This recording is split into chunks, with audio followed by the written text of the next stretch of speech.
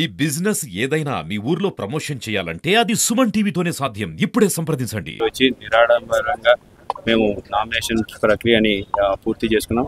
2 సెట్లు నామినేషన్ ఈరోజు వేయడం జరిగింది. మరి ప్రజలు మా మీద ఒక నమ్మకం పెట్టుకున్నాడు, ఒక భరోసా పెట్టుకున్నారు.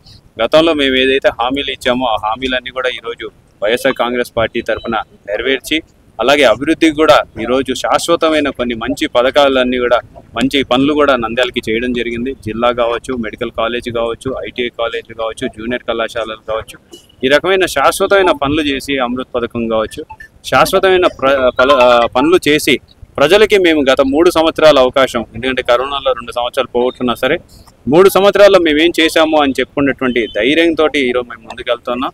సంక్షేమం ఏ రకంగా ప్రజలకి చేశామని చెప్పి వివరించుకోవడానికి మేము ముందుకెళ్తున్నాం. గడప గడప కూడా తిరిగి ప్రతి ఇంటికి తిరిగి మేము ఆ ఒక కుటుంబ సభ్యుల్ని వారిని పలకరించడమే కాకుండా ఆ సందుల్లోని సమస్యలని ప్రత్యక్షంగా చూసాము.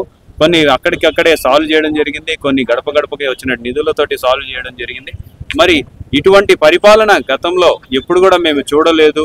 ప్రజల వద్దకి ఎమ్మెల్యేలందరూ కూడా రావడం అనేది మాకు ఒక మంచి శుభ పరిణామం అని చెప్పేసి ప్రజలందరూ కూడా అనుకుంటూ ఉన్నారు. మరి ప్రజల ఆశీర్వాదంతో మరొకసారి మమ్మల్ని గెలిపించడానికి వాళ్ళందరూ సిద్ధంగా ఉన్నట్టు కనపడుతుంది. 100% మళ్ళీ నంద్యాలలో వైఎస్ఆర్సీపీ జెండా ఎగిరేస్తామని చెప్పడం కాకుండా నంద్యాల జిల్లాలో ఉన్నటువంటి అన్ని అసెంబ్లీ మరి పార్లమెంటు కాన్స్టిట్యున్సీలు కూడా స్వీప్ చేయబోతున్నాం అని చెప్పి తెలియజేసుకుంటాం.